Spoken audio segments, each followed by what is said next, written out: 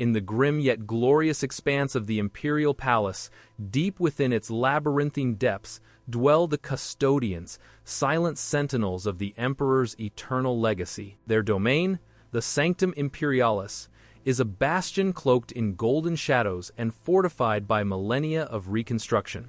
It stands as both fortress and shrine, preserving what remains of humanity's splendor against the creeping decay of a dying age. Within these solemn halls, the Custodians maintain their ceaseless vigil, their unwavering gazes fixed upon the golden throne and the enigmatic figure who still sits upon it. But to call them merely guardians would be to misunderstand their purpose entirely. The Adeptus Custodes are not simple soldiers. They are the living embodiment of duty itself. The Emperor's silent enforcers in a galaxy drowning in ignorance and tyranny across the stars. The vast majority of humanity lives under suffocating rule, blind to the true scope of the Imperium.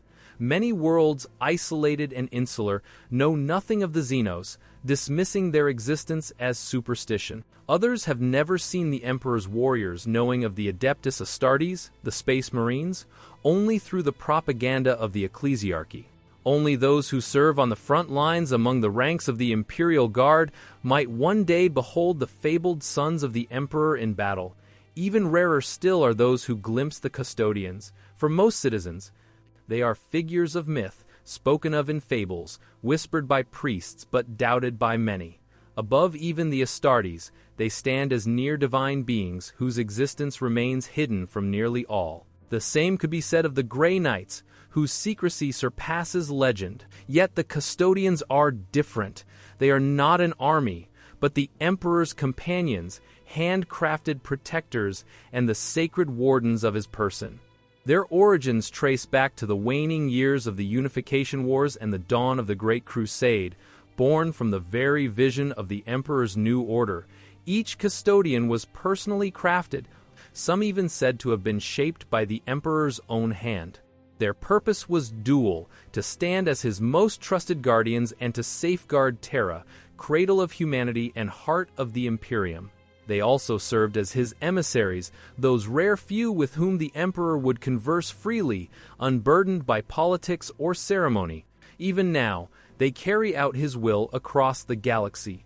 Some claim to feel the Emperor's presence in deep meditation, interpreting his silent guidance and acting upon it. As emissaries, Imperatus, the Emperor's chosen voices within the Imperium, their link to him runs deeper than duty. It is said that, like the Primarchs, the Custodians were created from the Emperor's own gene stock, each one a reflection, however faint, of his perfection. This genetic bond ensures their unwavering loyalty. Unlike the Astartes, whose independence has bred rebellion, the Custodians are bound by an unbreakable genetic and psychic oath. To betray the Emperor is not simply unthinkable, it is impossible. And yet, in the shadowed corners of the galaxy, even the most incorruptible can be tested. The warp twists all things, and nothing, not even gold, is beyond its reach. Still, the Custodians remain the pinnacle of human evolution, enhanced beyond comprehension both physically and mentally. Their golden Auramite armor, more than ceremonial, is forged from a material stronger and lighter than any known alloy. Auramite is nearly quantum inert, resisting psychic corruption and warping energies, making it ideal for those who must stand closest to the Emperor himself. While the Astartes fight wars among the stars, the Custodians serve a higher purpose: diplomacy, intelligence, surgical strikes, and, above all, the eternal watch over the Golden Throne.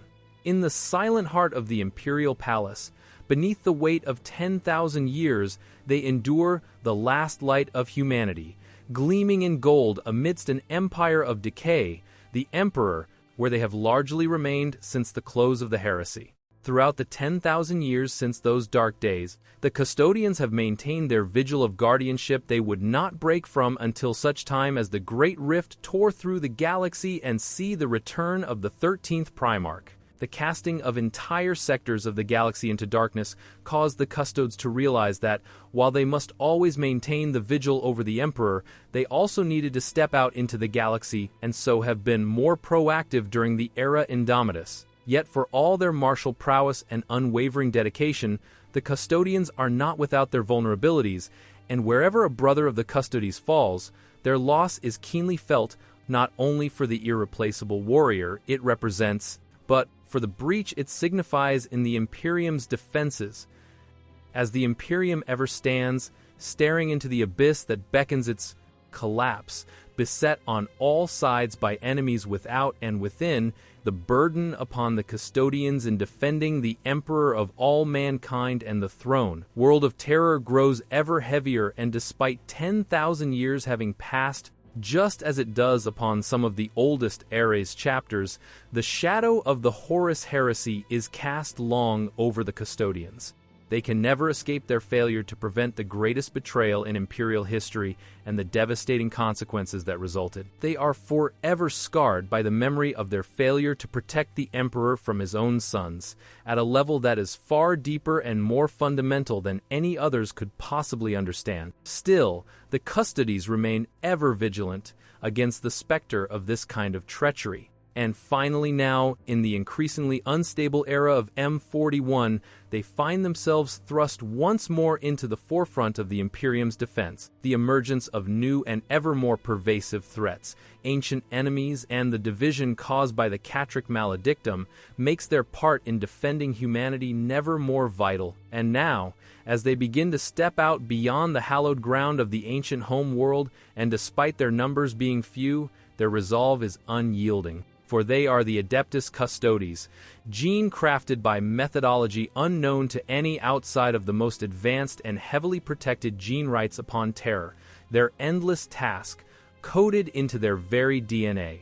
Consequently, it is not merely by his will alone they act. They are compelled to defend humanity to their last dying breath. The ancient origins of the Adeptus Custodes remain unsurprisingly shrouded in mystery. Historical accounts hint of their existence dating back to even before the period of unification in Menor 41. The process to recover and reconstruct the history of the Imperium continues in the ERA Indomitus, with fragments of the vast galactic history of humanity being continually sought and retrieved by the Ultramarine Primarch and Lord Commander of the Imperium, Rout Gilman, to which his historians have found ever more numerous mentions of the Emperor, accompanied by these towering warriors adorned in gold. Now, of course, Gilman himself will well remember this, but such details may seem not readily apparent to us or to any members of the Imperium in M41.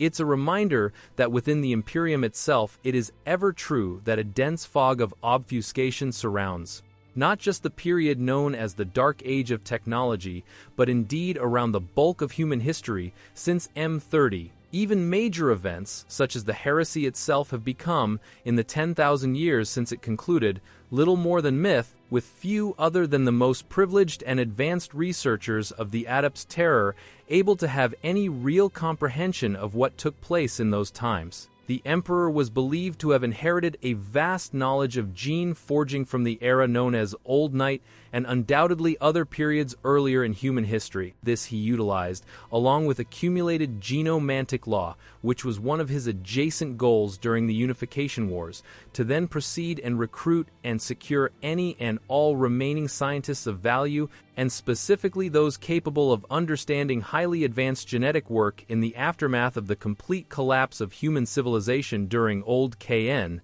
the Age of Strife. Using this wealth of knowledge, paired with his own unimaginably advanced intellect, he was able to create the first transhuman masterworks, the Custodes. Although largely unmentioned, it seems almost inevitable that Malador and whatever existed of his Psygite order would have contributed additional benefits towards this great project, including, of course, the Primarchs and the Astares that would follow.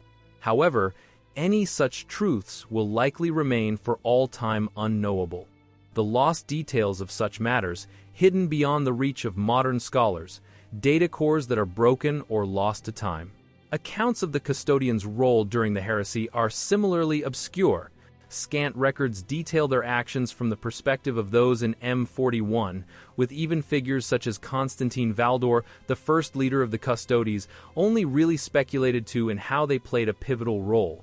Of course, we know differently, but imperial legend suggests that their involvement in conflicts such as Prospero and the Imperial Palace. But separating myth from reality is a very daunting task.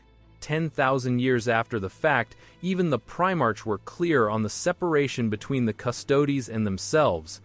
The Astares, Rogaldon, described the Custodes as a breed apart, born of a different tradition and different technologies, products of a different age, though their aims and loyalties would mesh with those of Dawn. The warriors of the Leo Custodes are a different lineage entirely. They are and were the last and greatest. Warriors of their time, the martial pinnacle of the Unification era, eclipsed now by the epic of the Primarch and their gene sons.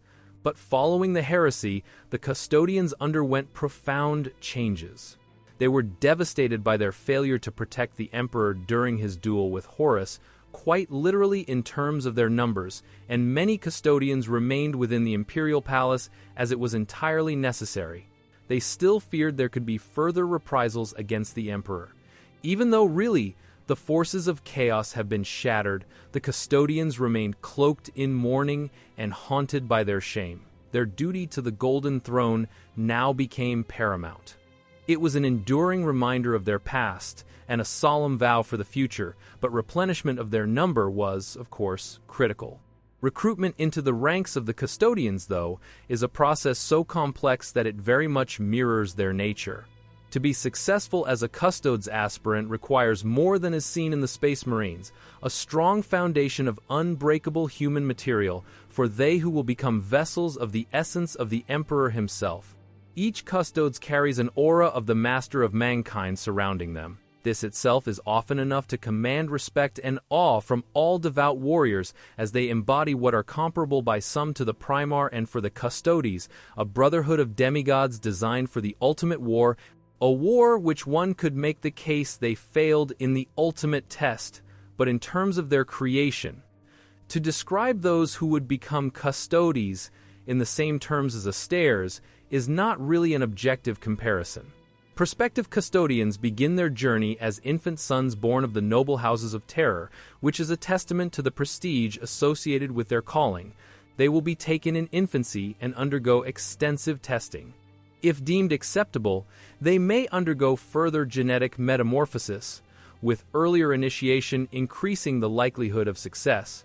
But Custodes applicants are taken at such an incredibly young age.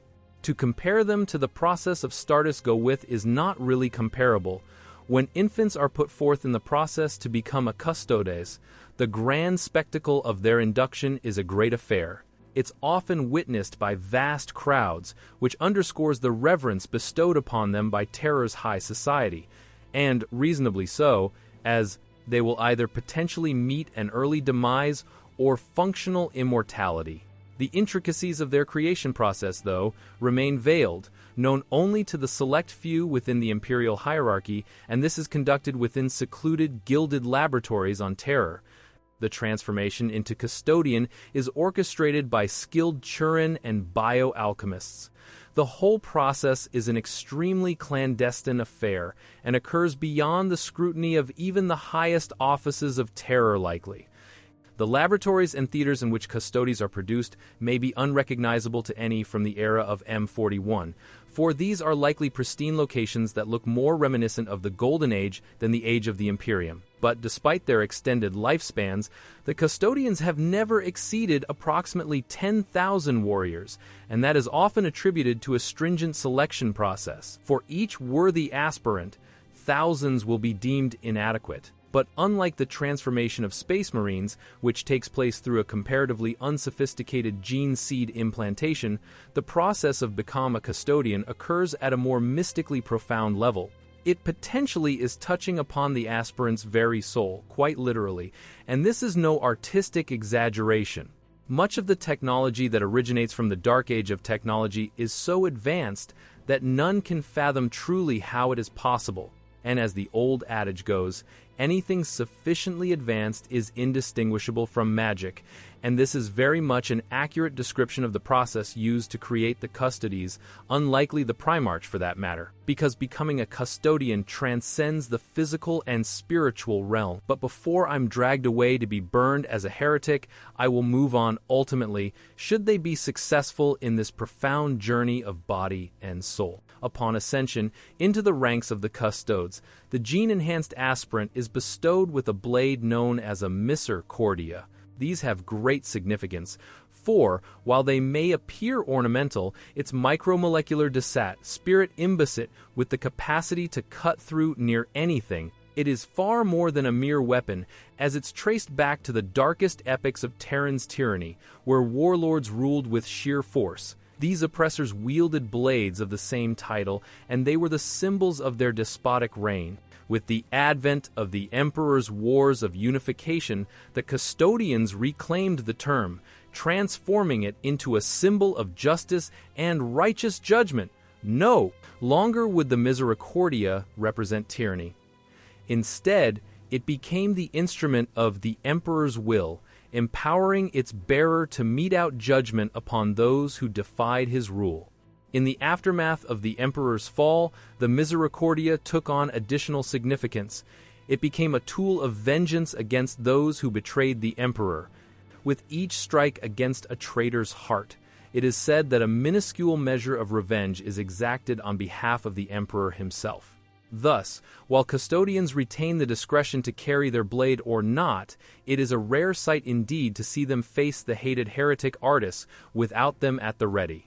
In the years since the heresy, the Custodes remained burdened by this weight of eternal shame that they had carried since that day in the black cloaks that they draped themselves solemnly in. This embodied the suffocating darkness that engulfed their once proud order. And in the restructuring of the Imperium that followed, its strength waned. The Arti splintered, now divided into smaller chapters, and while the Custodes very slowly recovered their numbers, they remained focused upon the Emperor, on his eternal golden throne. As the Imperium reached the 41st millennium, after many millennia of mourning, they shed these black cloaks, seeking redemption in the crucible of battle, desperate to cleanse their tarnished honor with bloodshed.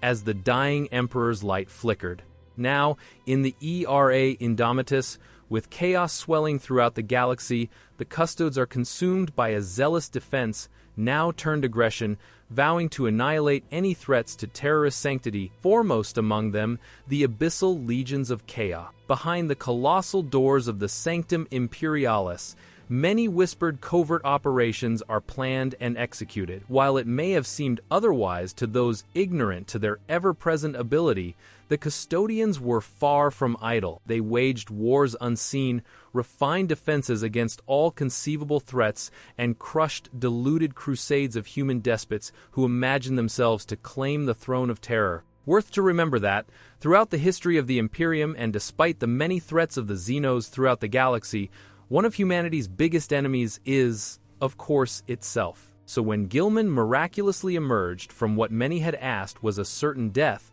only in an eternal stasis, he returned through controversial sacrificial rites and ancient machinations. His resurrection promised a new era of hope and an ascension for the Imperium. But when traitor legions besieged the Imperial Palace during the heresy's climax, Gilman and his Ultramarines too far to defend their father's realm. So it was perhaps fate that ensured the Primarch and the 13th held a common shame that the Custodes and themselves could relate to build a newfound strength together upon. Gilman vowed that all must avoid repeating these past errors, and as the Ultramarines quotation states, our presence remakes the past. Witnessing the encroaching shadows swallowing the Imperium, he would embark upon a desperate crusade, navigating twisted blood-soaked pea paths that led him to terror itself. Welcomed with ceremonious pomp, Gilman was granted audience with the Emperor, now reinstated as Lord Commander and Imperial Regent by Terra's High Lords. But no one knows what Gilman saw or spoke during this audience with the Emperor. Outwardly, he was as composed as ever, but his spirit seemed broken at the sight of his father's desolation. In the period after this consultation, Gilman saw the depths of decay that had festered and assumed the Imperium. In his absence, he swiftly dismantled bureaucratic barriers that were suffocating and strangling the Imperium's defenses against the encroaching enemies who were numerous and everywhere. Amidst these reforms, the Sol system was ravaged by the echoing tempests of the Great Rift, and terror inured an empiric onslaught the likes of which had rarely been seen. Such was the shock waves caused. It temporarily extinguished the light of the Astronomicon during what became known as the Noctis Aeterna, and wrought havoc and misery from the planet's highest spires to its deepest crypts. The Custodians grappled with riots, cult insurrections, and the deranged frenzies of desperate souls driven to madness and worse. Beneath the Imperial Palace's shadows, wardens confronted nudity, unleashed horrors as ancient, weakened sigils crumbled, unleashing timeless nightmares of the Imperial. Yet, as is ever true of the darkness, in the far future, new horrors awaited. Seeking to sever the Imperium's head, hordes of cornate demons breached reality's skin, assaulting the Lion's Gate in what became recorded by Imperial scholars as the Second Battle of Terror. The crimson tide of howling demonic fiends plowed towards the Emperor's sanctum like an unstoppable tsunami of warp energy. The only thing that could stop this was a desperate defense led by Gilman and Captain General Tran Valoris, in scenes that were reminiscent of the final stand made during the war in the Webway. So long ago, the Golden Warriors of Valoris, clad in their aurite, clashed with Kun minions in a display of brutal close combat not seen since the horrors unleashed during the Siege of Terror. Through a significant sacrifice and raging fury of duty, the Imperials prevailed, crushing the demonic onslaught, but at a steep toll in losses. While in many ways this battle was just a painful but very standard engagement against the forces of darkness, the Battle of Lion Gate laid bare a grim reality. Terra's defenses had once again crumbled under the relentless assault of the Dark Gods, and so this would see Valoris and Gilman decree a drastic amendment to the Custodians' role. To stand here and wait for the enemy was no longer a path that suited any in the new era for the Imperium. While the Imperial Palace would always remain guarded, Custodians extended their reach beyond the stars, guided by Ares and the eyes of the Emperor, who expend every molecule of the remaining energy in hunting down and exterminating all threats to terror, security, and sanctity. Shield companies would disperse across the galaxy, from the fringes of the Imperium Nihilus to the warp-ravaged corridors leading to terror itself. All vowing to safeguard their sacred charge. Some joined Gilman's Indomitus Crusade Fing Primaris reinforcements to bed chapters, while others garrisoned the Sol system's outer defenses. Yet amidst their cosmic vigil, the Custodi waged shadow wars against hidden enemies, and their very presence echoed the zenith days of the Great Crusades. Once more, for millennia, the Adeptus Custodes have maintained their vigilant watch over the sanctified precincts of the Golden Throne. In this time, not a solitary foe breached the hallowed confines of the Sanctum Imperialis. This mantle of responsibility weighs heavy for those who stand upon the sacred soil of terror. They are the ultimate sentinels, not merely observant over the grand portals leading to the Emperor's chamber, but also across the vast expanse of the Imperial Palace, a continent spanning Rome, where uncalculating sprawl over 10,000 years. What remained of the palace in the aftermath of the heresy now encompasses an inimitable quantity of bastions, cathedrals, arsenals, dungeons, habdooms, tribunals, repositories, laboratories, and more than can be reasonably listed. Suffice to say, this is a formidable expanse to safeguard, indeed, and so it falls upon the Adeptus Custodes alone to determine who merits an audience with the god Emperor Ans. Surprisingly, it is a privilege rarely, if ever, accommodated. They oversee the mass wrongs of supplicants and petitioners that swarm through the palace corridors. They continue to stand as unmovable, ever vigilant statues, scanning and assessing for any marks, signs, hints of Xenos, contamination, or those with otherwise heretical inclination who might seek to attempt an inevitably pitiable assault upon its formidable defenses. They also preside over the grim ritual of sustaining the Emperor and the Astronomicon, wherein thousands of psychers relinquish their life, essence daily, one of the more disturbing and, by some measures, questionable practices that occur within the walls of terror. But the less said about the Guild of Navigators' quarters, the better. The Custodians will stand guard over all of the most critical avenues and corners of the Imperial domain, even down into its deepest recesses within the Imperial Palace. Custodians here keep vigil over long-forgotten immense vaults that have been sealed for longer than they have existed, where ancient enigmas from the unmentionable dark age of technology continue to exist, sealed forever unless authorized by the Emperor himself, something which seems unlikely to happen anytime soon. They will dispatch vigilant shield companies to continually survey the defenses of the Sol system, purging any potential threat to the sanctity of holy terror, no matter how negligible. They will engage in continuous blood games, which subject themselves to live trials of invasions and assassinations, thus honing their defenses to ever greater levels of resilience. And these can often result in terminal sanctions of Imperial servants and officers at any level of authority.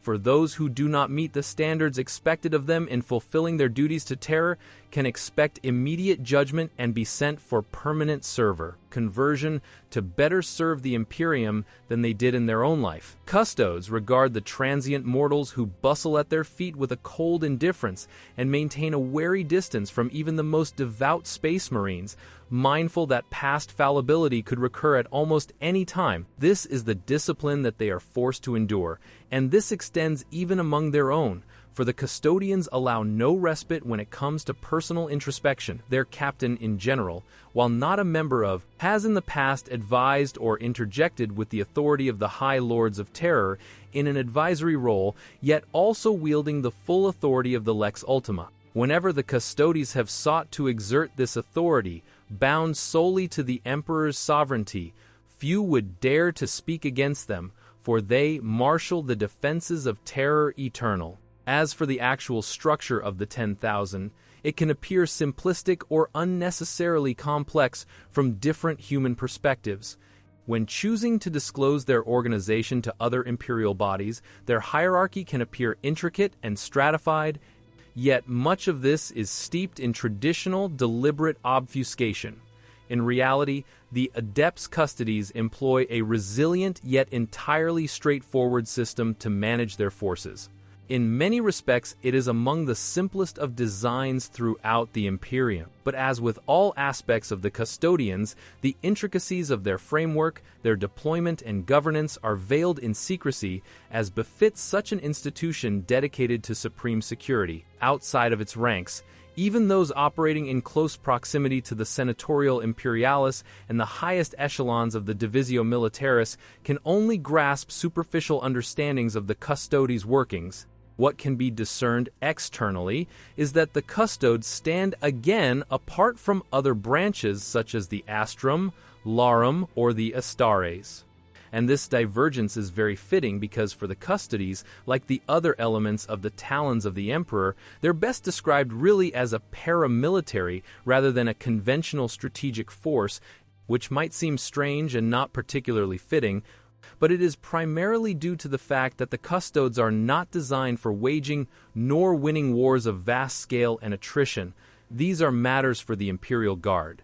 The Custodians are constrained by duties of strategic defense, protection, enforcement, and surgical strikes. So it is by design that each Custodes wields unparalleled authority over virtually any other organization in the Imperium. No agent can command a Custodian, even esteemed figures like the High Lords of Terror, and although it has at times been the subject of some debate, it's largely considered true that even Lord Commander Gilman may only request that a never compel it again, though this is an actual discrepancy in references. So it remains debatable on which side you want to come down on in that argument. In the relentless warfare of the Endomet era, the Custodians remain as timeless as the stone of the Imperial Palace, just as it is inscrutable to any outsiders. Each custodes lays claim to a given name, often drawn from ancient terror tapestry of kings, tyrants, gods, and legends. Whether this signifies humor or deliberate irony on the part of the emperor, given the custodian's role, remains a matter best left unexplored. The true names they once bore are likely erased by the process of their creation, but legend holds that each custodian acres a long list of additional names and titles bestowed by the emperor over centuries for their deeds, history, and character. And while they are often seen as unmovable objects, statuesque sentinels, or terrifying destroyers, when they unleash their wrath upon the enemies of humanity, each custodian guard is a harbinger of destruction.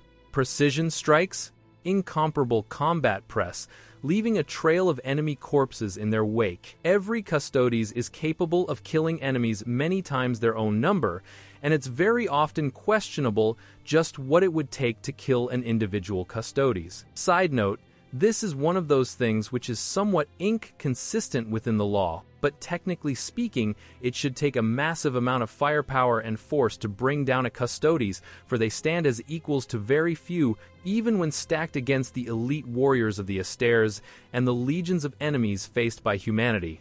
But returning to their composition, unlike conventional forces, custodian squads lack what will be considered standard formal membership, that is, in the sense that they do not belong to, say, a regiment, a squad, a chapter. They do, of course, have their own specific roles, which they can be a part of and adhere to, which we will come to, but in terms of just those around them, they can be quite fluid, and this allows the custodes to move freely between organizational units before each new campaign or battle as they deem necessary. This is because each member of the custodian guard is an entirely perfect killing machine. None among their number would question or expect anything other than unmatched expertise, and so they are able to support one another seamlessly in any operations. Their fighting styles are entirely individualistic, but they are able to apply themselves to almost any situation when armed with their iconic guardian spears, sentinel blades, and storm shields. A custodian wields weapons of immense ancient power, and most are capable of cleaving through any foe with ease, while weathering the most devastating attacks. They can also call upon their ancient dread constructs and land raider battle tanks to carry them to war, bringing a terrifying combination of demig, godlike warriors, and imperial war engines of a classification and quality generally unseen in M41. Custodian wardens are recognized by their ceremonial robes and are veterans who have served for many centuries.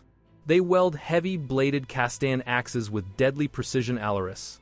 Custodians are clad in Terminator plates specific to the custodes. These individual Yules are handpicked for their aggressive nature, and all will relish the chance to plunge deep into the deadliest battles with an almost immortal, senseless, raging fury. This rampant desire to slaughter is only leashed by their own willpower, lest they be compared, more like the heretics of the 12th Legion. When deployed, Alice will scatter enemy lines, eliminating key targets near instantaneously and sowing irrevocable chaos before the full might of the Adeptus Custodes descends upon their foes. The approach of the Alice is a victory secured through, some might say, a beautiful balance of martial skill and strategy, but instead one of relentless, unstoppable aggression paired with surgical precision.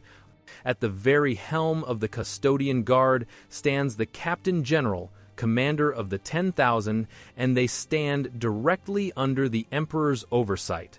This will always be a singularly esteemed officer in the ranks of Imperial history and the creative accomplishments of genetic technology by Imperial gene rights. Beneath the Captain General stand tribunes composed of 10 seasoned custodians to form a council of war and imperial policy, and they would advise the Captain General in ages past. They would hold the rare privilege of even counseling the Emperor himself when needed. When, in conference with the Captain General, they will discuss matters of palace security, the Emperor's safety, and such a role is obviously reserved for the elite few. Membership in this council demands a custodian to have earned 10 names and led victorious battles on at least 3 occasions. Further down the hierarchy are the custodian prefects and shield captains.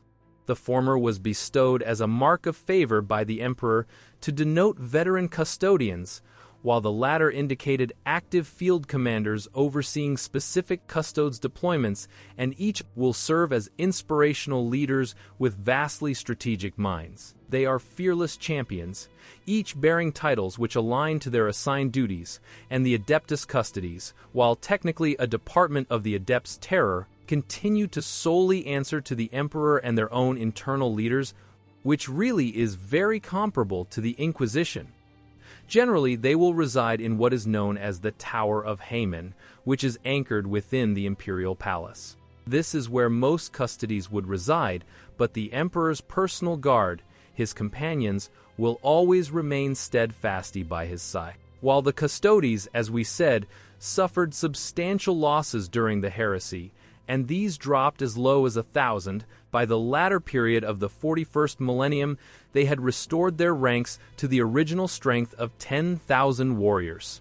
But it remains somewhat of an open question as to whether the Custodes that exist in M41 are of the quality and individually designed masterworks of the Emperor who was said to have overseen each Custodes originally. However, it should probably be noted that, in terms of a mortal looking at Custodes, the differences between the quality of Custodes from those different periods is probably almost impossible to discern. Generally speaking, given their autonomy, the Custodes diverge from the typical hierarchical structure seen in other imperial armed forces, and in this sense they have very little need for many different rankings. All Custodians belong to a caste or a chamber determined by their tactical role. As I mentioned earlier, this is enabling them to more closely associate with specific tasks and groups of custodians that are doing the same thing. The majority of custodians hold a similar state to one another, and so they form informal warrior bands called sodalities. Within these groups, custodians assume various strategic roles based on their strengths and their specialties, whether as jet bike troops, formidable assault units, or just wardens, and their status will be determined by the respect and the honor accorded to them by their peers. It's basically a meritocratic system, and that's very reflective of the Custodia entire approach to their responsibilities and war. But when you get above those smaller groups, you would classify a singular force of Custodes as a shield company, and when a larger force is required, multiple shield companies would gather into what is known as a shield host, and this will be led by a captain, commander, and conclaves of shield captains, and this will boast tens, sometimes hundreds, of custodians or more in terms of their specific fighting styles. It can vary greatly, as we said, but with massive repositories of human, cultural, military, and political history, there's a loan to study. The Custodes learn and practice in the secrets of countless martial arts and subtle disciplines of combat and war. These are termed as Katars. Each will have a particular focus, be it marksmanship, close-quarter combat technique, esoteric disciplines, and so on, and each can require many centuries of study and practice for a custodian to master. Some custodians are dedicated to one, Katar, while others seek a broader training across many different disciplines. The highest rank in the custodian, as we said earlier, is the Captain General, and that is akin to a chapter master of the Estates, but with much greater autonomy. The Custodian Guard generally organizes itself based around respect rather than blind loyalty, with leaders earning command through admiration of others, and it might be a little bit heretical to say this, but that doesn't feel entirely unlike the orc methodology to me. So those are the more standardized descriptions for groups of Custodes, whether they're deploying onic, specific missions, or in war. But, as noted, they also will organize themselves into what are castes or chambers, and I could have dived a little deeper into this. But ultimately, it's just their assigned role that they fulfill, and other Custodes doing the same thing. For example, what are described as the Han Toy are the core of the Custodian Guard. These are already the iconic golden-armored warriors wielding their spears, serving as the Empress protectors, and their ranks include the Sentinel Guard, Custodian Guard, and the Elite Hetan Guard. By contrast to this, you have what are known as the Theano. These are shock troops equipped with Terminator armor and potent weaponry, like Attic weapons. The Crow are masters of speed and mobility. They will operate things like advanced grab vehicles, jet bikes, using swift responses to different threats. The Eoro Chamber engage in covert operations, testing defenses, eliminating threats, as directed by the Emperor in the past. The Eoro Chamber will engage in covert operations, testing out defenses, eliminating threats, sometimes blurring lines with the officer-assassin norm, although the idea of a Custodes as a stealthy assassin is pretty hilarious. The Moroi are interred within dreadnoughts, and those represent the honored dead who continue to serve the Dan Kanoi formed during the heresy, and they persist as stalwart defenders post-conflict. And then you have one of the more simplistically titled Eyes of the EMP, a chamber. These are a quite important chamber, and they are the retired Custodians. Now you might say, well, why are they important if they're retired? Well, despite being immortal, all Custodes will tire over time, worn down by the attrition of entropy, and it is inescapable even for the Custodes. Eventually, they will consider themselves less than adequate for their role. But when a Custodes considers them inadequate for their role any longer, they will openly admit this because, again, it goes in line with the Custode outlook of respect, introspection, and so on. Most retired Custodes will head out into the galaxy, which is very important because, rather than being on terror, they are now out there being vigilant, observing, and reporting any threats that they see, perceive, or hear about to terror. They could also intervene, but only when necessary to safeguard for the Imperium, and a singular Custodes can do a lot out in the galaxy when facing different threats, especially maybe just on human worlds which are destabilizing, and whether operating alone or they may command a network of agents, these individuals will wield fear, respect, reputation, and intellect to enforce compliance. Should they detect any form of danger, they will discreetly inform the Captain General by one means or another, and this could prompt swift and decisive actions by responsive Imperial forces. Even though retired and effectively out of the role of a Custodes on terror by any reasonable measure, they will still be sharp and resolute. The eyes of the Emperor consider themselves less than is required, then do the duty of protecting the Emperor. But they also refuse to idly watch as danger will loom over the throne, so they will engage in clandestine warfare and manage any and all threats until terror can respond adequately. Some might use initiative, engaging in their own remote operations, even deploying mercenaries and zealots to achieve their objectives, while others would take a very direct approach, leveraging their own personal skills, politics, and leadership, a millennia of experience have honed these skills, making them formidable adversaries to any who would dare to challenge the Imperium and the Golden Throne. And then, of course, there are those infamous companions, but these we will consider in the next section. The Emperor's Palace on Terror stands as it did since its creation, sprawling across an ancient mountain range that has stood throughout human history. It is a fortress of unparalleled scale and hardened against all external threats. The Adeptus Custodes, tireless and vigilant, guard this colossal bastion against all threats, a duty they have faithfully discharged for millennia now, but once a marvel of engineering and grandeur during the Great Crusade. The palace, of course, underwent that dramatic transformation during the heresy, and even after was evolved into a fortress of UN-paralleled strength. Over the millennia, has grown more bloated and polluted. Its generations of gross indulgence are buried beneath layers of Gothic ornamentation and grim splendor. But despite this arguably grotesque transformation, the Custodes remain steadfast in their defense of the location.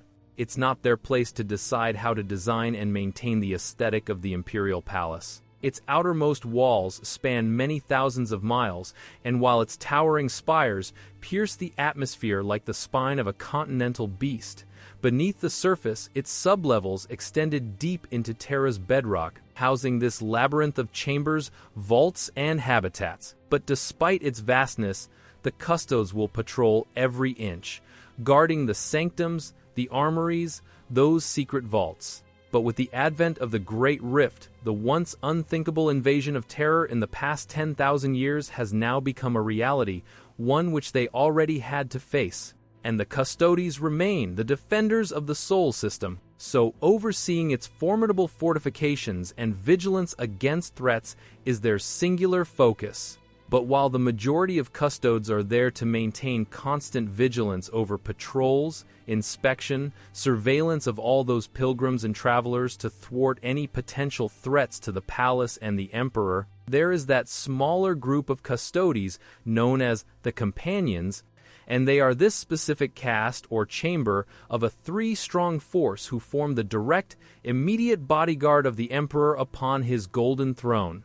And these members of the Custodes undergo meticulous selection by the Captain General.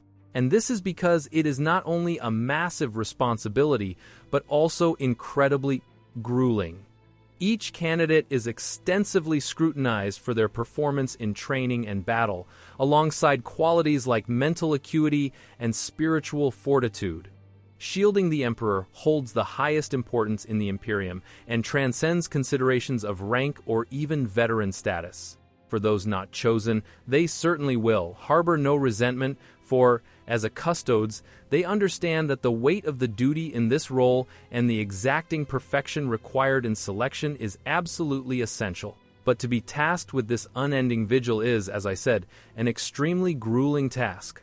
For while they may rotate for brief rest periods, their duty remains purgatorial. Stationed around the Golden Throne in unwavering ranks, they stand poised for battle with a level of readiness for any potential threat, and this ceaseless duty exacts a toll even on demigods of the Adeptus Custodes. Only upon the Captain General's judgment will a companion be rotated out, replaced by a fresh recruit, and it is not uncommon for a senior Custodes to recognize the limits of even custodians' endurance. Asan Kalos holds the record, enduring a full century of guardianship before relinquishing his post among the silent ranks. Former companions will often transition to the Aquilan Shields, serving as bodyguards to various esteemed figures within the Imperium, and this includes the High Lords of Terror, Guildmasters, Lords, Militant. Their role extends their own vow to protect the Emperor by safeguarding vital assets of his Imperium, and this service earns the Custodes' favor among Terra's noble elite for pretty obvious reasons, and it solidifies their reputation as unwavering guardians at the Imperium's highest echelons. But while tradition has bound the Custodes for millennia, they remain resolute, while ever maintaining this stoic distance from other members of humanity and, as we've said, continue to be wary of even the most loyal Space Marines in their guardianship. The Custodians are everywhere throughout the Imperial Palace, for in the defense of Terror, they are the final bulwark against the horrors of the galaxy that would seek to scour and consume all while they still stand. Such a catastrophic eventuality will surely never come to pass. A term often used to describe the Custodes is that of the Talons of the Emperor, and this refers to the combined forces of the Custodian Guard and the Sisters of Silence. But for understandable reasons, this remains relatively obscure, even within the Imperium. This is because the term itself is, of course, a metaphorical reference to the imperial eagle, which represents the Imperium itself, and so, when called upon, the talents of the eagle and emperor will descend upon their designated targets with a merciless efficiency and precision. The sight of their arrival is one that seems unbelievable for such destructive machines of war, in the sense that everything the Custodes forces will use is clad in gold aurite, be that prestigious gunships or venerable armored transports. Each Custodian's armor, for example, is meticulously crafted to fit their individual specifications and equipped with advanced sensors, refractor field generators for maximum protection. Similarly, the Sisters of Silence don V10 armor, which is a highly advanced technology and offers both exceptional defense and freedom of movement, said to be comparable at least to Aes Parama and for the Talons of the Emperor. Some of the most notable chambers of Custodes that we were discussing before are as follows. Firstly, the Shadowkeepers, who are the wardens of the darkest cells within the palace. Clad in sable armor, melded with the darkness of their domain, they patrol. They also wear rich crimson robes and pauldrons which mark their allegiance to the Shadowkeeper shield host, and their role is to guard beneath the Emperor's palace to protect humanity from the many wondrous horrors from the age of old KN, locked away to safeguard the Imperium, the Shadowkeepers bear this weighty responsibility of guarding eldritch terrors until the end of time, for they alone possess the knowledge to unlock the runic portals and understand all too well the dire consequences should these horrors be unleashed. For millennia, the Shadowkeepers kept their vigil until the advent of the Great Rift shattered the sanctity of terror and, with the grip of chaos tightening, new abominations surfaced, some even rumored to have escaped their confines. In response, the Shadowkeepers dispatched war warriors across the galaxy, tasked with recapturing these horrors and seeding them to the vaults beneath the palace once more, and shield captains, known as Lock Wardens, lead the Shadowkeepers, and this is a title revered by all their shield captain Bura, the The as a grim and relentless guardian serving as the current Lock Warden, and his vigilance and recent actions embody indeed the dire state of the Imperium, as he has rarely returned to terror since the Great Rift's emergence, which speaks of Vol.S in terms of the threats they are seeking to eliminate. As noted before, the Aquiline Shield are those who seek to protect and defend critical members of the Imperium when the Doomers of the Imperial Palace, who have the ability to foresee impending calamities and identify individuals who, through their action or influence, can avert such disasters. These chosen are granted the honor of the Aquiline Shield, an informal brotherhood within the Custodians who operate in small bands across the galaxy to safeguard their charges. Without warning, they may materialize as avatars of the Emperor's will, bestowing protection upon those deemed worthy, and these could be any from the most lonely human citizenry right up to Imperial officers. Their guardianship extends to figures beyond the Emperor, for, obviously, whilst the Emperor is the center of the Imperium, others, like the High Lords to frontline preachers, regardless of status or rank, require additional security at critical moments, and these vital individuals will be watched over until at least their usefulness wanes, at which point the Akin Shield will silently melt away, leaving those who once held great power to now fend for themselves. Of course, then tragedy may follow, but this is the nature of all things. Those who lose power lose status and relevance, and nobody is protected with the same level they held while still in an official office capacity or at a critical juncture. So what happens thereafter is still their own fate. Plus, it goes without saying that the Aquiline Shield will prioritize the safety of the Golden Throne above all else. But they also understand that they need a broader perspective in order to protect the Golden Throne. For those custodes known as the Dread Host, these are the pure embodiment of the Emperor's fury. It is another obvious truth that fear is a potent tool wielded by the Imperium at large to deter adversaries, both internal and external, as well as to maintain control over populations. Few comparable entities can provoke the sheer dread. When the Emperor's wrath is unleashed upon his enemies, they are transported aboard a trio of pre-heresy warships known as the Moors and have fought against enemies thousands of times their number, who were quickly humbled by strategy, speed, and strength through a devastating scale of bloodshed and destruction, so run renowned for. This of the Dread Host, that they have dissuaded hundreds of uprisings and invasions before they could even begin by mythical reputation alone. The so-called Sanctum of 1,000 Eyes remains the fortress of the Dread Host, and it looms large over a district of the Imperial Palace, illuminated by towering elect braziers and colossal arc lumen, said to be adorned with 500 eagle statues lining its battlements, each as large as Imperial super-heavy tanks. They inspire superstition in their ability to detect disloyalty, serving as the Emperor's all-seeing eyes. Comically, this holds some truth, as each houses an array of surveillance devices and Archotech feeding information to the Sanctum's data shrines, just one example of how Custodians seek to eradicate threats toward the Golden Throne. Then we have the Solar Watch, who are the ultimate guardians of the Imperial realm. They stand in defense of the Sol System, itself one of humanity's most heavily fortified domains. Its worlds and fortresses are treated as extensions of the Emperor's palace by the Custodians, from the tearing fortifications of Luna to the cloud-enshrouded bastions of Jupiter and the remote star-fours of the Halo Belt. The Sol System maintains many hundreds of billions of weapons, ever ready to repel any threat. Fleets of Imperial Navy ships patrol space lanes, and the Custodians of the Solar Watch stand as the ultimate bulwark, composed of several shield companies. That Solar Watch primarily secure the outer bastions of the throne world, and they are the first sign of defense for the Imperial Palace. They are seen to constantly patrol, remaining ever vigilant for signs of any and all danger, and while their jurisdiction extends across the Sol system, they maintain respectful relations with the cult Mechanicus on Mars and would only seek to intervene there when necessary or when otherwise requested to help maintain order. The Custodes, as we have said previously, can be mistaken by those who may not know any better to be a variant of Astaris. It's understandable, but aesthetics alone is entirely where such comparisons end, for their creation and genetic structural composition is vastly different, so much so as to be entirely incomparable. In actuality, it's hard to believe anybody could look upon a Custodes and Artis and believe they were anything approaching the same entity.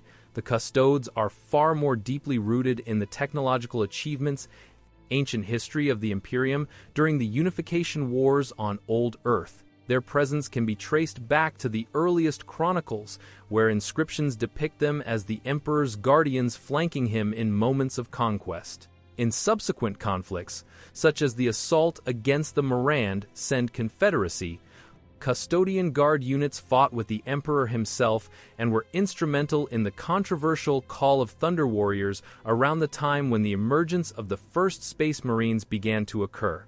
The Custodians are not merely the guardians of terror, but remain one of the most indispensable of the Imperium's military forces, for they are the killers of the Emperor's own creations. The Custodian God's augmentation process expands not only their physical capability, but also their intellect and martial skill to unparalleled levels of human genetic adaptation. Their minds are fortified with an encyclopedic knowledge of warfare and tactics, their loyalty to the Emperor imbued in their very being down, it is said, to the genetic level, so that such feelings of duty surpass even conscious thought. Custodi aspirants, if they have survived the testing and early genetic adaptations, will undergo extensive mental condition, thus fortifying their psyche to withstand the further trials long ahead.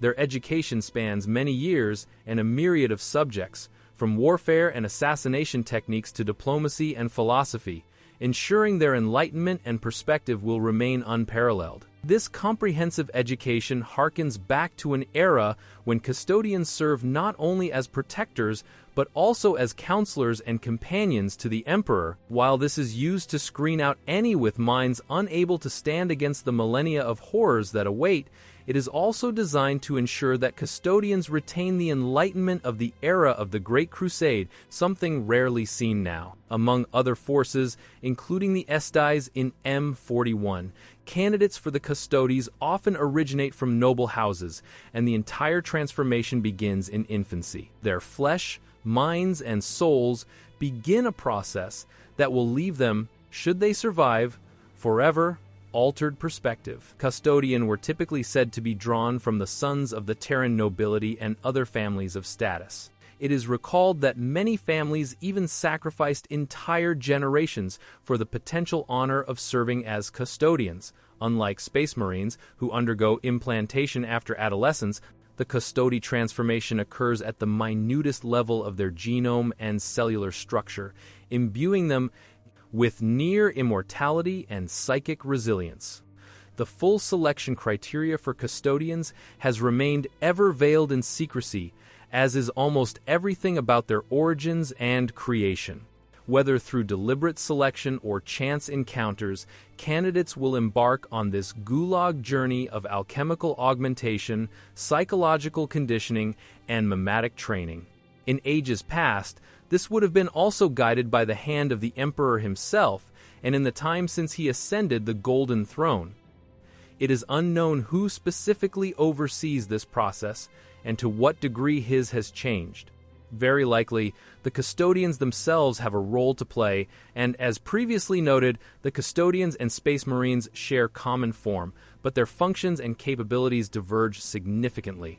while they both undergo profound physical transformations, surpassing natural human limits in strength, endurance, and resilience to environmental challenges, the Custodes stand notably superior in almost every aspect of their being, both mentally and physically.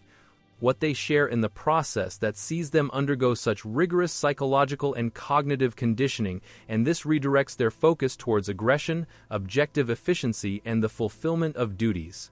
Additionally, both are also rendered incapable of procreation as a further safeguard against such distractions. What remains are beings singular in purpose, the Ard, living engines of conquest, and the Custodian Guard, relentless protectors, entities of singular, unyielding vigilance and formidable prowess.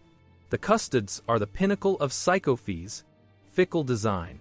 As is the norm for all transhuman warriors of the Imperium, only a fraction of potential candidates will achieve the heights of becoming a near immortal guardian of humanity. This is often just one among many thousands. Few will even qualify for the initial stages of the custodian creation process. But this does not necessarily mean that every prospective candidate would just perish. Many will be rejected, having been assessed as just unsuitable for whatever reason. Those who are selected must face a growing endurance marathon of survival through many decades, as we said, of alchemical augmentation and training. Their ultimate survival far from being guaranteed, and this does echo the selection process of the Space Marines and the Grain Knights, albeit in some aspects a more pronounced degree. Although candidates for the Grey Knights face some of the most arduous of application processes, where the Custodes differ most from any of their adjacent brethren is the level of advanced alchemy and gene craft employed in their creation. Being both potent and invisible, Custodes are adapted and reshaped at a deep cellular level, possibly crossing even into the realms of the metaphysical manipulation. It is likely that to producer, Custodes sees the employment of techniques and knowledge from the dark age of technology, and using such methods that will be unknown and unseen by the vast majority of humans, even capable of understanding such a thing at all different levels. Each C will be tailored to their strongest specific traits, which remains a testament to the Emperor's masterful concept of designing these beings. Custodians were always an extremely rare breed, and this continues through to M41. They are the last remnants of humanity's glorious age, when we had mastered all levels of science and technology, and nothing was beyond our capability. While the science used to craft, the Custodes is of an ancient, forgotten golden age. The purposes to which they are created now is for a far more barbaric and bleak era, the Age of Darkness and the Imperium, to serve as the Emperor's Guard. They are stalwart defenders in the endless wars against horrors of the Imperium and the Xenos who seek to deluge and consume every world in the galaxy. Custodians themselves, though, never exhibit psychic powers, as even the most adept of psychers could potentially be at risk of invasion by warp entities, and such a risk no custodian would ever be willing to take. And this is why every Custodes is additionally blessed with protections that make them less vulnerable to both the null and psychically active individual. This is what enables them also to be so powerfully paired in fighting alongside the Sisters of Silence. And in designing the Custodes, it seems that the Emperor wished for not even a singular break in that shield that was his closest bodyguards, because despite imbuing himself in their creation, he did not seem to grant them psychic ability. Perhaps this was in fact because of the Emperor's immense foresight. He knew that the Space Marines could be too easily compromised, but he needed their bulk mass of force. The Custodes, by comparison, were designed to be completely impregnable to the assaults of chaos. Of course, in the end, we know even this was not really enough, but the Custodes, for how beautiful they are in aesthetic and presence, are ultimately designed for a singular purpose, as is almost everything the Emperor brought into being. They exist to deliver death to any being or creature that might threaten him, and this is why they are the destroyers, the Ares, killers. It is ever true that a Custodes, compared to Space Marine, is as a Space Marine to an unaugmented human, and, as is often questioned, of the Astaris in the Primar. The greatest question many would wish to consider is, are they really human at all through the sheer scale of their transome augmentation and genetic manipulation? And if that is said about the Astares, what does it say about the Custodes? It of course had to be noted that the office of Captain General stands as one of the Imperium's paramount military positions. They bear the weighty responsibility of defending the Sol System, Terror, the Imperial Palace, and ultimately the Golden Throne and the Emperor himself, for many an unenviable task. As the master of the Adeptus Custodes, the Captain General commands the 10,000 and will sit among the esteemed High Lords of Terror.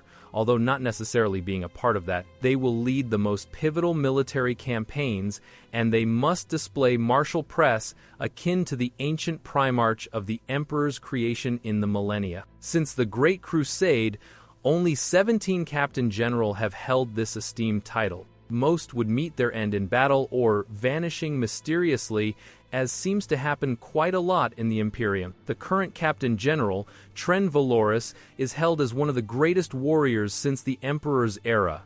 Valor's remarkable feats include 2 successful blood games within his first decade of service, a testament to his incredible strategic progress. Rising from the companions to the rank of Shield, Captain Vez's proactive approach led him to safeguard the Imperium from emergent threats across the Sol System and beyond. He carries, of course, masterfully crafted artifacts that include the Watcher's Axe, which crackles with golden lightning, and the Castellan Plate, a suit of powered armor of unparalleled protection, armed as well with the Moment Shackle. This relic of ancient technology is said to even be able to manipulate temporal energy to his advantage, turning the tide of any battle, which is truly a relic of a different age of humanity. Under Valor's leadership, the Custodian have overseen this surge in the blood games, fortification of warp routes, and eradicated innumerable hidden cults in preemptive cleansing campaigns. His extensive spy network and covert strikes have annihilated numerous threats to the Golden Throne, and some speculate that his foresight, perhaps aided by that enigmatic power of the Moment Shackle, has enabled him to prepare the Custodes for the greatest challenges to the new Imperium. Whether true or not, it remains clear that Valor's qualities position him as an exemplary leader for an era defined by unprecedented chaos and unpredictable disasters against the worlds of humanity and the ever-hungry Xenos foes. And then, of course, we come to Constantine. Valder was the first Captain General of the Adeptus Custodes, and he is known for being perhaps the most formidable figure in both martial skill, dedication, and loyalty to the Emperor in Imperial history. Despite this, he has also remained a somewhat hidden character, for which there are obvious reasons. But it speaks volumes as to how the Custodes have long been overlooked in the law of 40 Kelvins, and Valor's significance is no exception, this being despite his pivotal role in the Unification Wars and his esteemed position within the Emperor's inner circle. I have, since its AR rival, long recommended that Birth of the Imperium is one of the very best starting novels for anybody in 40 Kelvins. Confusing maybe, but an excellent grounding in many critical aspects of the verse and characters. One of the most noteworthy and stored aspects of Valor, though, beyond his personal character, is his weapon, which is not entirely unusual in the galaxy of the 41st millennium. But I think it could be fair to say that Valor's unique weapon is potentially one of the most powerful and most critical in the entire law of 40 Kelvins. While at a surface level it appears as a guardian spear, like all Custodian weapons, it is far more than such a tool. It was gifted to him by the Emperor himself, and it is known as the Apollonian Spear. This spear possesses extraordinary abilities, for it allows Valder to understand any individuals he kills with it at a profound level, or even who he strikes and penetrates with it. Each strike of the spear grants Valor insight into their lives. It connects their very spirit, their being, to him, and this unique feature enables Valor to uncover truths about his foes, their activities, what an entire faction is doing, which makes him not just a formidable combatant, but an incredibly critical keystone of the Imperial, or at least he was. Additionally, the spear serves as a reminder to Valdor of the humanity and the complexity of those who he confronts in battle. This was really another vital aspect of it, and perhaps why the Emperor really gave it to him, because this enabled him to temper his actions against a deeper understanding of individuals' motivations. The origins of Constantine Valdor themselves are very shrouded in mystery. Some say he was born amidst the turmoil of Old KN, the age of strife, in highly believable. But beyond this, the origins of Valdor just veiled in obscurity. Some accounts have suggested he was plucked from the ranks of Terran, nobility again possible. Others claim he emerged from the crucible of battle as a paragon of martial Pruss in the Unification era. It was also said that his original parents met their demise at the hands of the Emperor, who mobilized entire armies to locate and retrieve him. Again, very believable. Valor's own. Recollections of his pre-service days under the Emperor are very scant, but he himself remains uncertain whether he was, say, the initial experiment of the Custodes or just the first successful creation. What we do know is that Valdor came into existence as a Custodes prior to the Unification Wars, as he served in that time, notably again the Battle of Mor and Sen, which of course would then culminate when the Thunder Warriors were themselves slaughtered by the Custodes. Again, the details specifically about who made that call are a little vague. Valdor emerged as a key figure in Terra's ruling triumvirate alongside the Emperor and Malcador. Valor's surprise at Maldor's revelation about the Primarch's survival after they were dispersed throughout the galaxy reflects his personal skepticism about their potential corruption. Valdor was never a big fan of the Emperor's other transhuman creations, and of course, Valor's concerns about the Primarch ultimately turned out to be entirely accurate, or by degrees anyway. Before the rediscovery of the Primarch, Valdor had actually advocated for raising mortal armies who themselves would have led the Great Crusade under Custodian leadership, issuing reliance on the Primarch, and that would have been a fascinating alternative timeline to imagine, and one wonders how things might have gone differently at the end period of the Great Crusade. In that situation, even now, though, through to the contemporary period of Imperial history, few figures stand as large and ever-present as Constantine Valdor.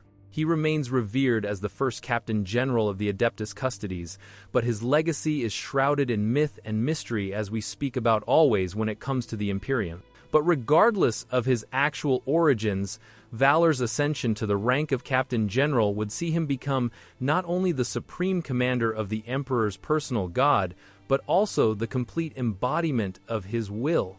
His leadership would shape the Custodes into the force they would become and remain through the heresy and to the Imperium.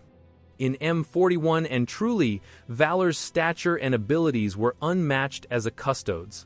Some have even speculated that he might be a form of Primarch himself or some test iteration, for there is much that is unknown about the early development of the Emperor's grand vision for galactic conquest. Certainly there are prototype artists, so why not prototype Primarchs? But, to be clear, this remains entirely in the realm of the speculative. Beyond his unparalleled skill, another notable aspect, although far from surprising, is Valor's character in the sense of his unwavering dedication to duty, even in the face of moral ambiguity. This was exemplified in his role as the Emperor's ultimate protector and his willingness to pursue victory at any cost at any time.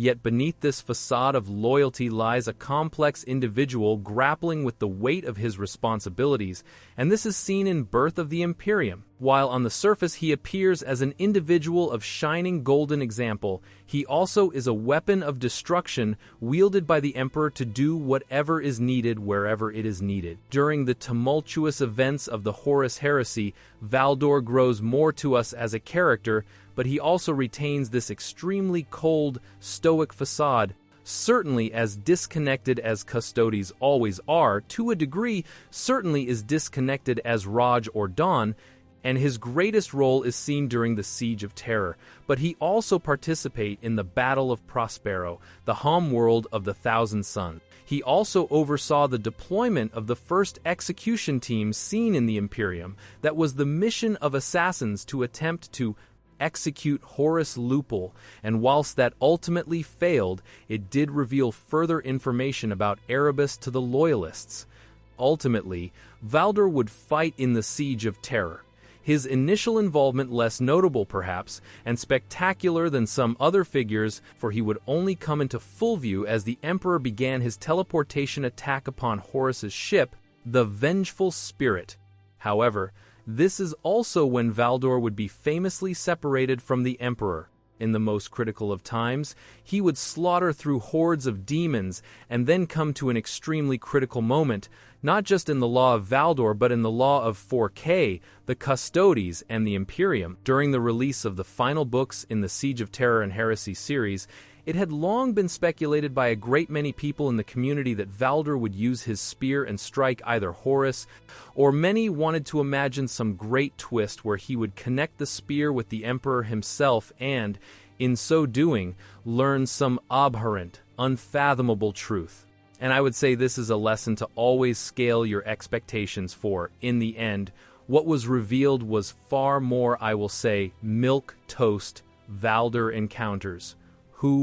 It's Abadon, and as Valdor attempts to strike him, the first captain grabs and stops the spear, but it still cuts, and this enables Valdor to see the next 10,000 years. It enables him to see the galaxy of endless war. He sees chaos undivided, and at the head of this, he sees the despoiler in the aftermath of the final battle with Horus. With the Emperor now sent to the Golden Throne, Valdor is left to consider the implications of the vision seen by the spear. He is clearly vacant and disillusioned, shaken by the realization that the Imperium will be nothing, as the Emperor had sought to achieve, and will now become this broken, stagnated, religion-focused civilization that barely maintains its ability to defend itself. Sometime after the heresy, around the same time as the disappearance of Lehman Ross, Valdor would also disappear without a trace.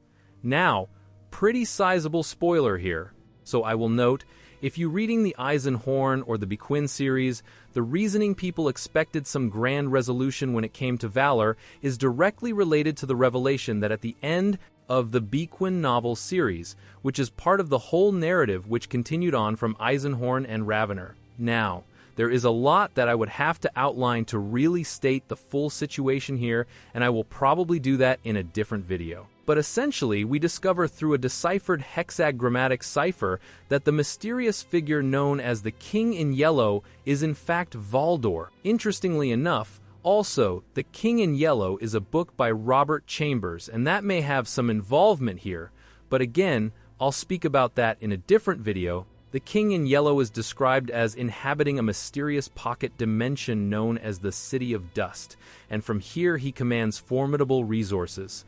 He is an enemy of both Gregor Eisenhorn and Gideon Ravener, who have battled him for many years, and one of the reasons why I was yet still to cover this is that there is almost nothing known about the motivations and intentions of this figure, but it remains one of the most thrilling, unknown storylines within the Law of 40 Kelvins, because its implications are in fact so significant. It's likely why that series has not released any new material until after the Siege of Terror series was concluded, to set us up with the fact that Valor would emerge from the heresy, with this knowledge that the next 10,000 years would be war and horror for the Imperium, and that can absolutely twist and distort and focus the mind of an individual. The sense of knowing what is to come and then making a plan for what you believe has to happen, regardless of what anybody else around you is saying.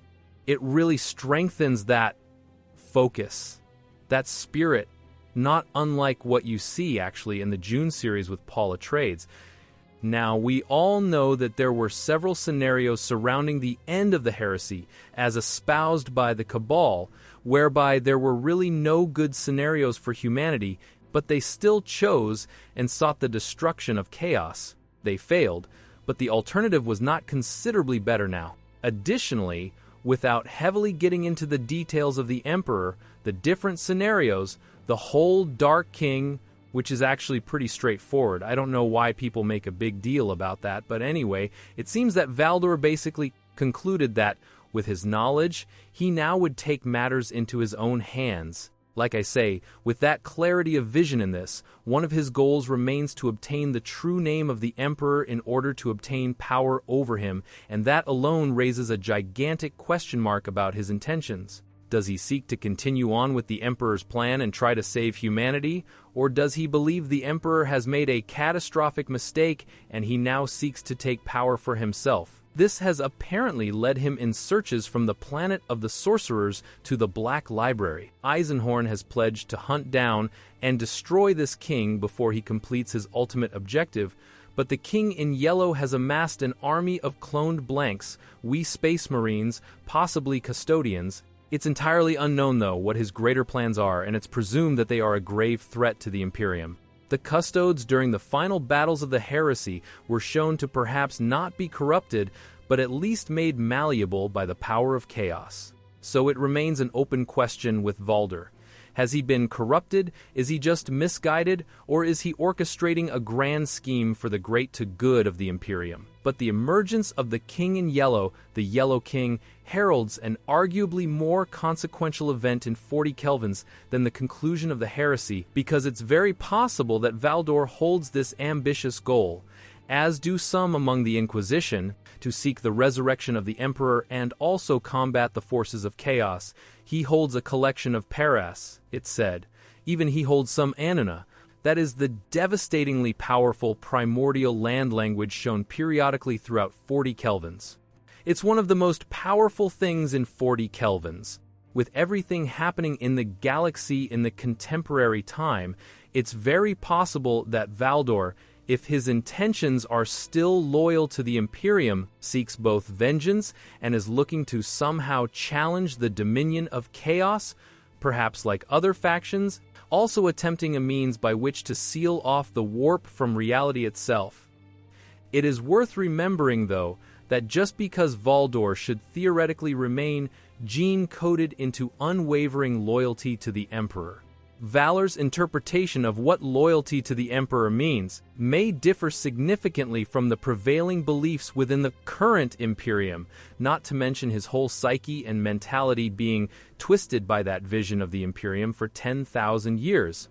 So to that end, it's worth recalling the cold and disconnected character that Valder displayed during the earliest days of the Imperium. He is basically called to his face an inhuman, robotic killer, and Valdor basically says, sure, why not? And just slaughters this individual anyway. And that was directly representative, seen in the indiscriminate slaughter of the Thunder Warriors, the hypocrisy, the complete control over all of humanity that the Emperor sought at all levels. The question is, with the cataclysmic events taking place with the Great Rift, the incursions and spread of chaos, call the Necron, the Inari, and the supposedly rising power of the Emperor, will the full arc of Valdor see the resurrection of the Emperor, the ascension of the Emperor to full god status, the ascension of Valdor?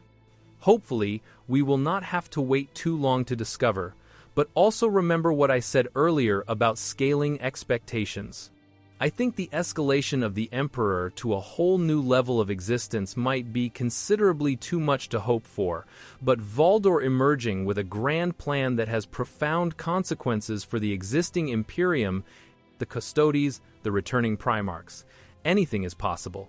The Custodes have, for 10,000 years and beyond, stood sentinel by the Emperor's side. They entrusted with an unfathomable duty for mortal men, and now seek to finally confront those who harbor designs to the master of mankind's demise. Like a heavily coiled spring, unleashed, they have now embraced the mantle of war with unyielding zeal and fervor. In the era Indomitus, tradition has always dictated that when a custodian falls, terror mourns, and the resounding toll of the bell of lost souls echoes in lamentation. Yet in this new age of conflict, that mournful knell reverberates with alarming frequency. But a Custodia descent into death is never swift nor worthless, for they wield the finest armaments crafted within the Imperium, the venerable arsenals of the Imperial Palace, and despite the age of the weaponry, this remains formidable. Their armored fiends, forged in antiquity, retain a potency unmatched by contemporary counterparts. Their crafts, machine spirits imbued with a belligerence and strength that defies replication. gilded gunships saw through the void relics of bygone wars, meticulously preserved and anointed with sacred oils. Should a hasteful intervention be necessary, the Custodes invoke the God-strike pattern, teleportarium materializing amidst the fray in cascades of golden radiance within ancient starships. Translocation bays, suffused with sanctified incense, facilitate rapid deployment, even accommodating immense contemptor dreadnoughts, ready to unleash unparalleled scales of devastation upon the enemies of humanity. The newfound aggression espoused in the era Indomitus is self-evident, though, for while immortal in essence, even the Custodes succumb to physical scars that can impair their press. Cybernetic replacements of the highest fabrication quality are still unable to match the supernatural vitality of their gigantic flesh and blood. Others find their mental precision fading, reflexes dull, and more than ever, Custodes are fragmented into the shadows of the galaxy, shrouded in those hooded black robes, continuing as the eyes of the Emperor, serving him from afar, ready to unleash the wrath of the Emperor upon unsuspecting enemies. In the tumult of the Great Rift's emergence, though, these eyes of the Emperor have become more proactive as well, venturing into Imperium Nihilus to confront threats and protect Imperial enclaves. Some have even taken on the roles of feudal lords here, while rumor SWR of a band of golden-armored warriors known as the Eyes Unblinded. In the wake of the Horus heresy, the Adeptus Custodes, once bound solely to the defense of terror and the Emperor's sanctum, found themselves entrenched in a state of eternal vigilance. Millennia passed in solemn duty, their golden armor becoming anonymous, with the indomitable spirit of terror's guardians. But after their immense period of isolation, rarely stepping outside the Sol system as the galaxy convulsed with the birth of the Great Rift, the Custodes sensed a shift in the celestial tides. They understood they could no longer be mere sentinels, and with the resurrected instruction of Primar Rout Gilman's decree, the Custodians embarked on a radical departure from tradition, a paradigm shift that resonated to the very core of the role they would play in the era Indomitus. Stepping forth from the confines of their ancestral home, Custodes, like avenging angels, ventured beyond the boundaries of the Sol system, their mission to eradicate threats to humanity wherever they were found. And this newfound freedom unleashed the Custodes' pent-up wrath unexpectedly upon the galaxy's most malevolent dennis. They were no longer confined or restrained to reactive defense. Instead, they would embrace proactive engagement, striking preemptively wherever the tendrils of the Xenos and Chaos, threats that sought to scour and ensnare the Imperium soul, were found. Where they were once confined to the hallowed halls of the Imperial Palace, now they blazed like a supernova across the cosmos, illuminating the darkest corners and striking with the unconstrained fury of the Emperor as Custodian shield companies traversed the stars. Their impact has reverberated throughout the Imperium, where once their absence from terror might have sparked panic and spelled doom, now it heralded hope. The sight and presence of such individuals stepping out throughout the galaxy was a fiery beacon of defiance against the encroaching darkness. The Custodes remain not only symbols of the Emperor and the Imperium, but of humanity's resilience, inspiring mortal men and austere alike to stand firm against the galactic tempest that breaks over even the most formidable bastions. Custodes in the Endomet era have transcended warfare and embodied a resurgence of imperial might, diplomacy, and strategic oversight. Their presence is a declaration that the Imperium would never stumble nor falter in the face of adversity. On the contrary, with their relentless pursuit of the Emperor's will, the Custodes have forged a path that dares to consider their own redemption. Their existence continues to be this testament of enduring strength displayed by humanity, despite the ceaseless turmoil of the abyssal consuming worlds of humanity throughout the galaxy. In their wake, the Custodes leave not just the ashes and bones of vanquished foes, but they also sow the seeds of renewed hope, a promise still that the light of the Imperium cannot be extinguished, that it will endure, prevail, and remain stalwart, unbroken, and eternal.